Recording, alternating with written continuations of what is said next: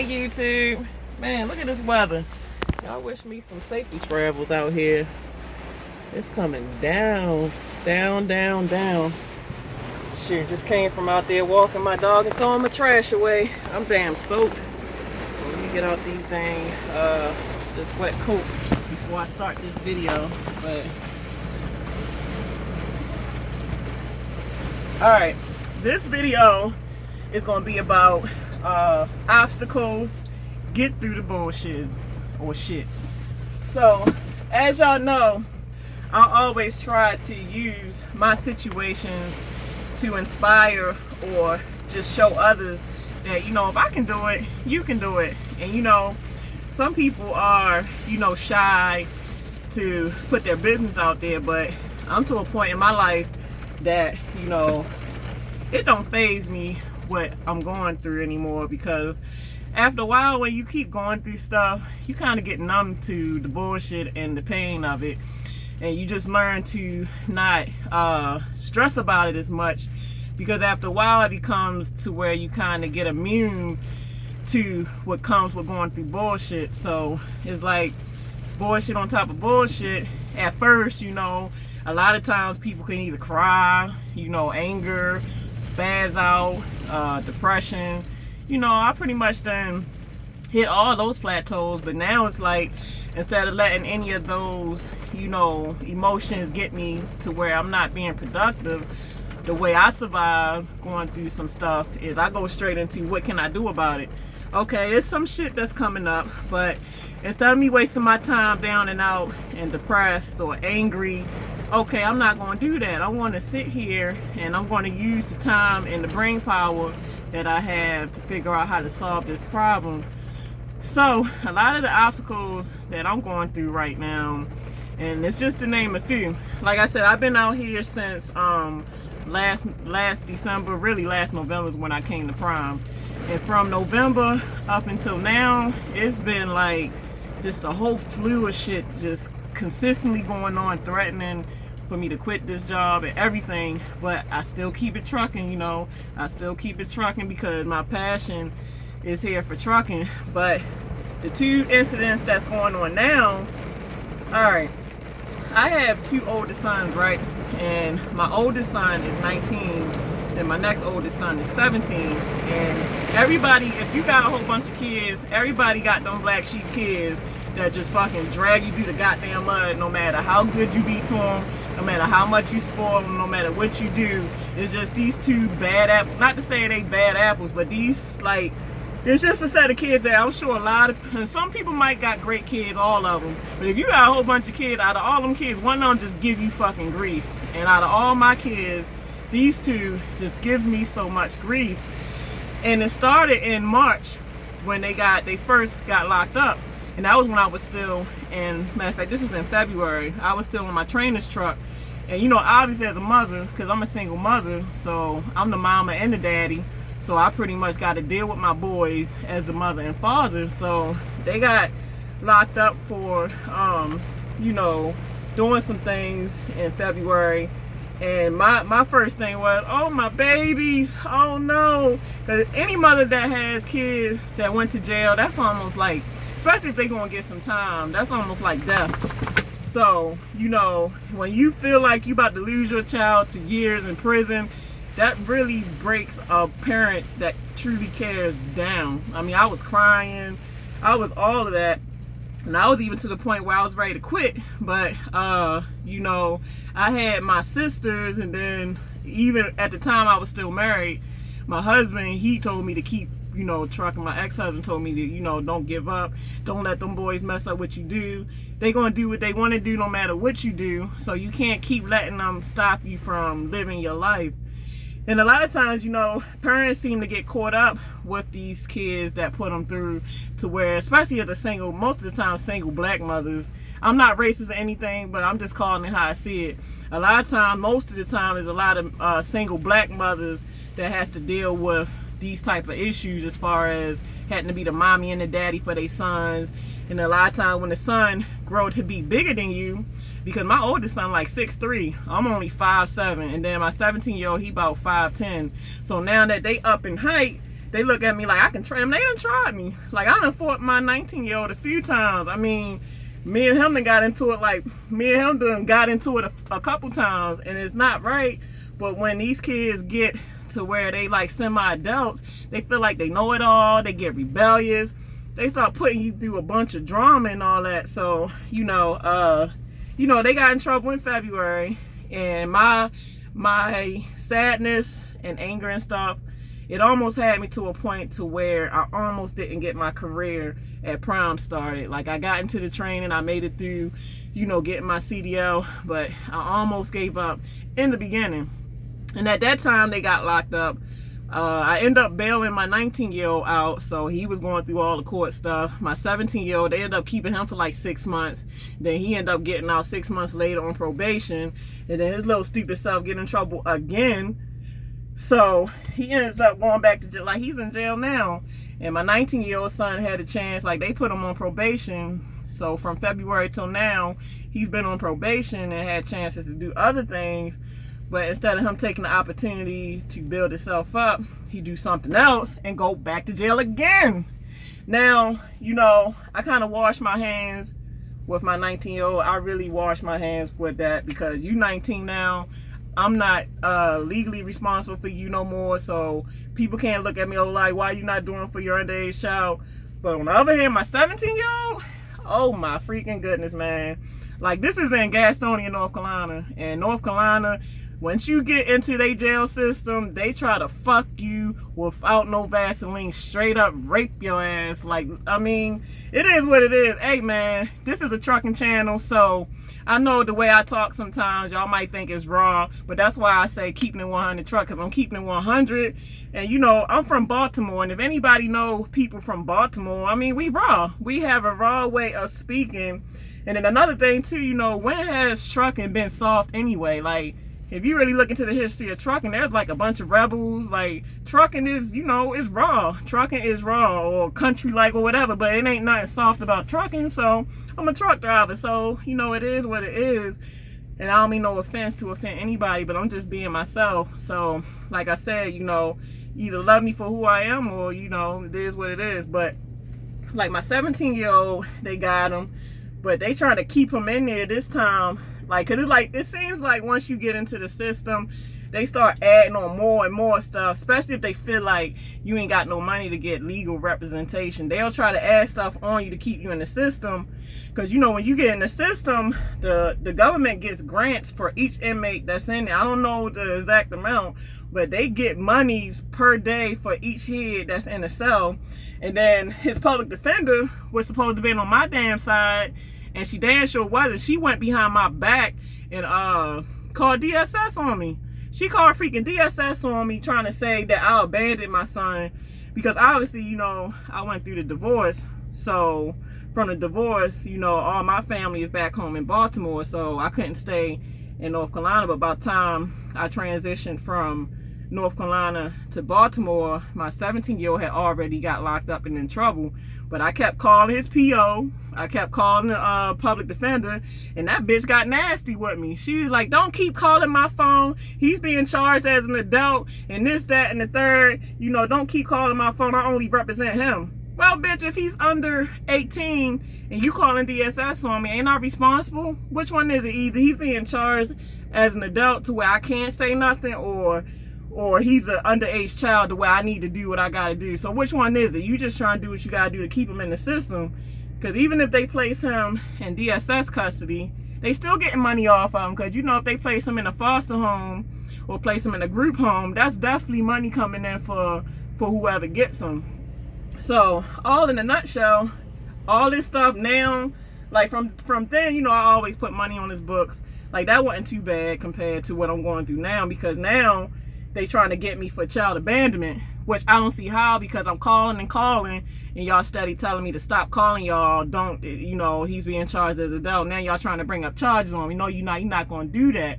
So, you know, I got me a lawyer. Like I said, I got Legal Shield, and Legal Shield is something where they refer you to a lawyer for your situation and give you a discount on legal services. So if I have any legal issue with anything, I can call Legal Shield for whatever my situation is, and they'll guide me in the right path, and they guided me to this lawyer. But you know, to fight the charges just for me, he want to charge me like $1,500.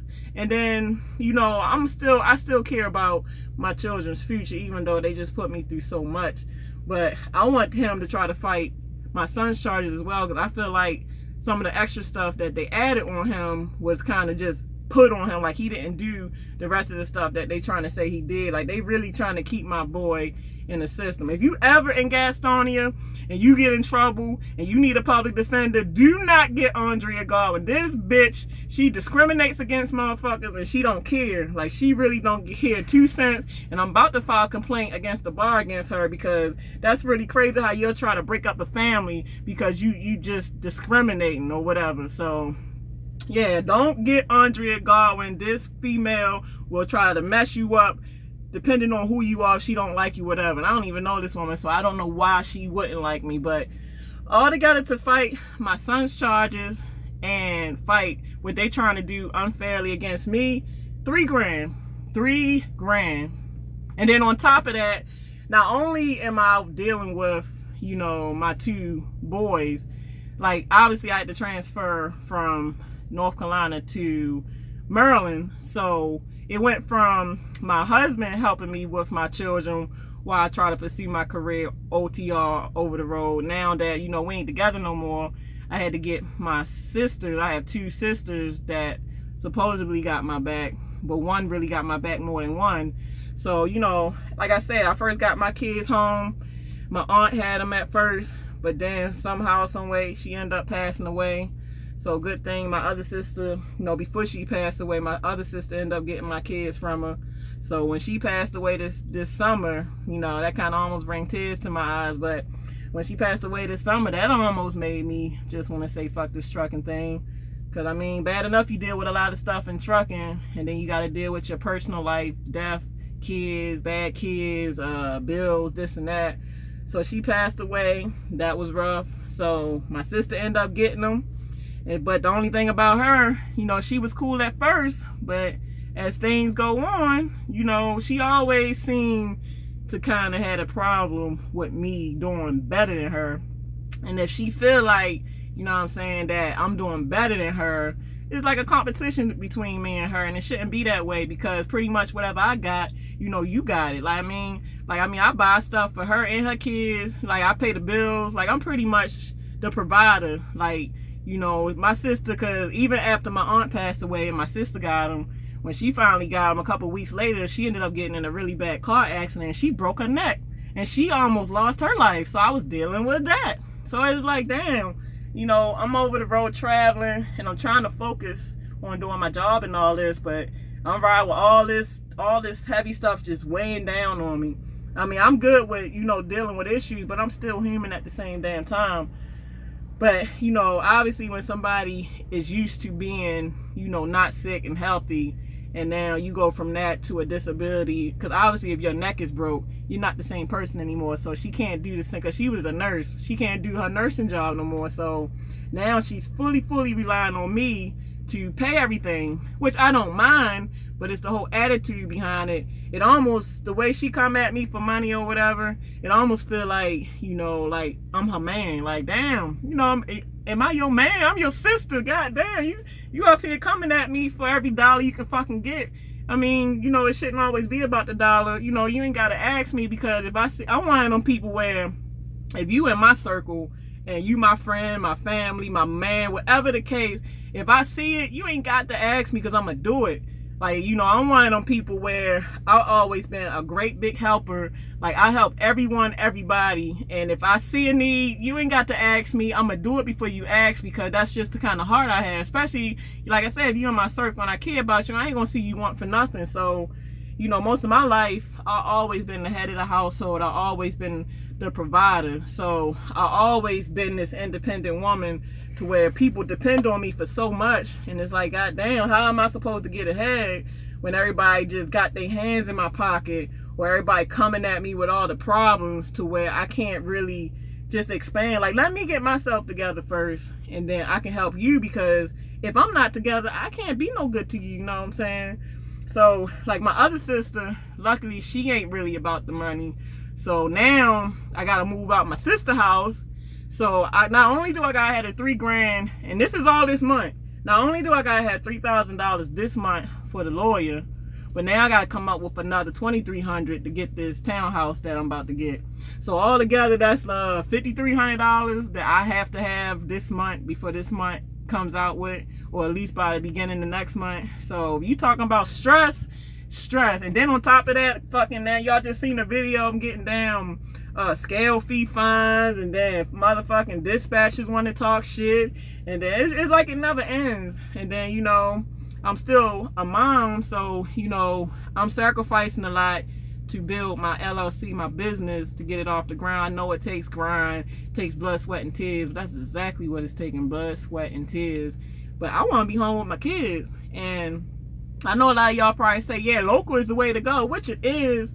But when I set my mind to do something, you know, I struggle to get it done, you know what I'm saying? And my goal is to have a business and to build on my LLC that I have. You know, I didn't come this far to throw in the towel now to where I quit, because that I'm real competitive. Like, if I start something and I quit, I'll be knocking myself upside the head like, what the fuck, man? I got to get back to doing this shit. I will not quit. I can't do that. So my plan is to stick it out another year. And they say after 2 years of being in your lease that you can purchase or finance your truck. And I want my truck, because I mean, this truck is like a house. You know how you get in a house you like, and you don't want to go through the hassle of moving all your furniture and stuff out. You know, I don't feel like moving out of this truck. You know what I'm saying? Like, when I leave prom, I want to leave with this truck, because I mean, it's damn near brand new.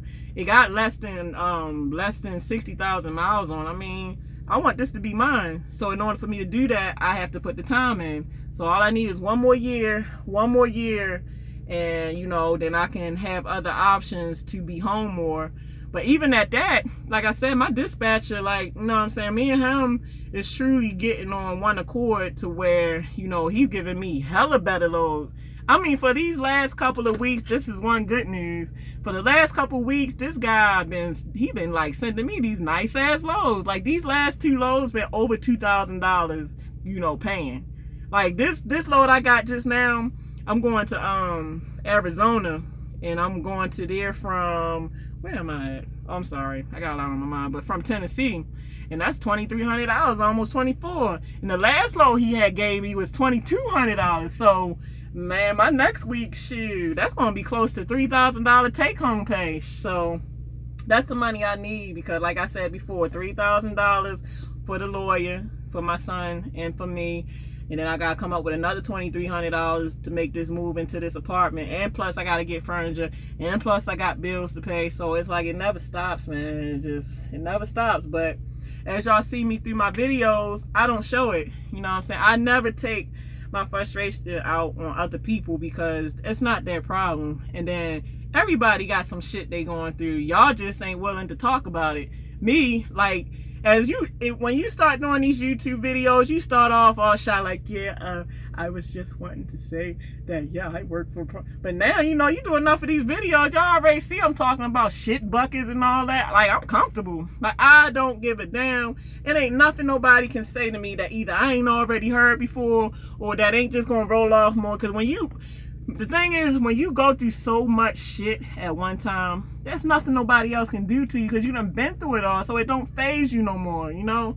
I mean, it hurts to go through it, but it's really a blessing, because it makes you stronger for the next set of shit that come. Like, nobody can really phase you because you done been through it, you know what I'm saying? So, like I said before, like, I'm making pretty good paychecks now.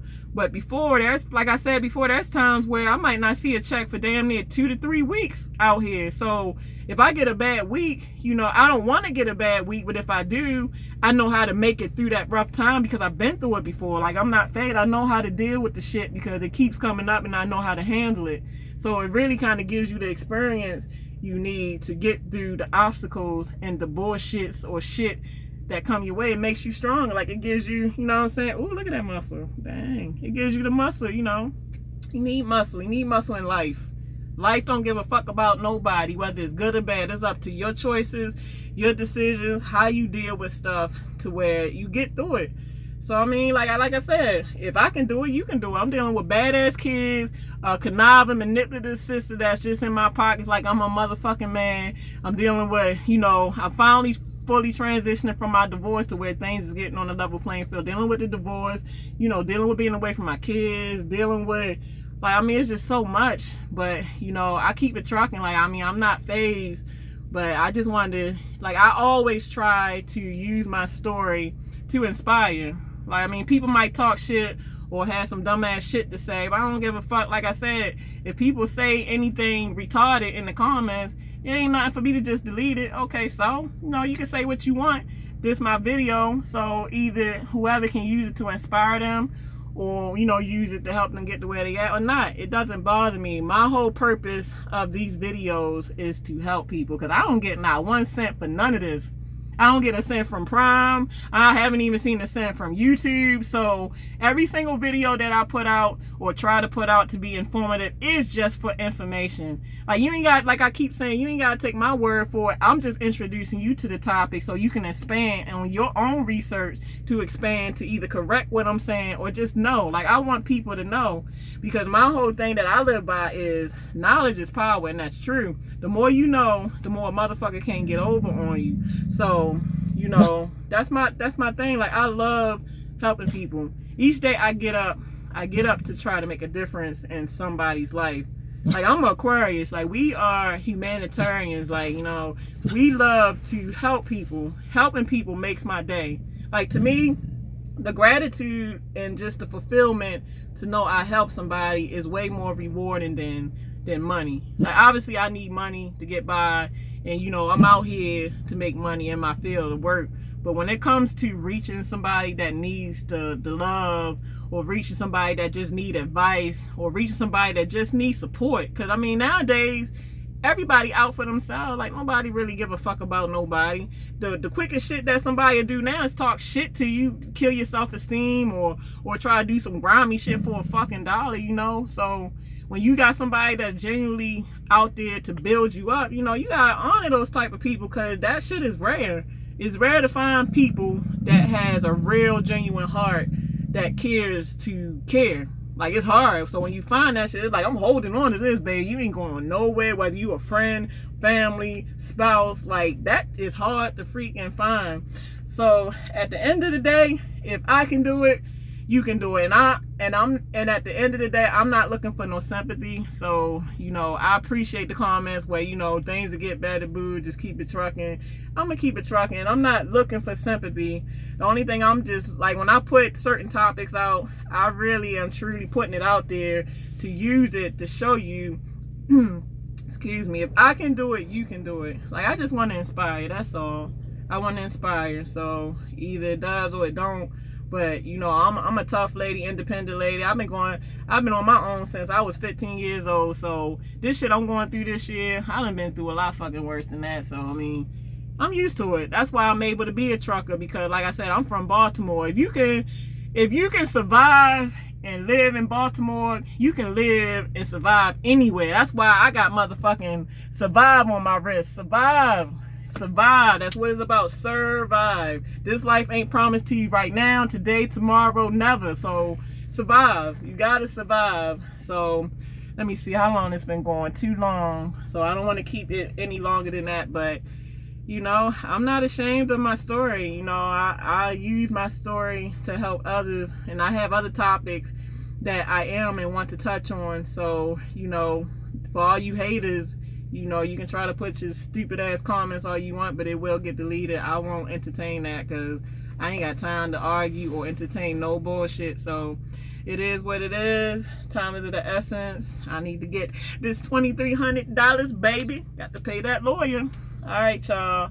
I'll be getting back with y'all. Y'all have a lovely day. Deuces.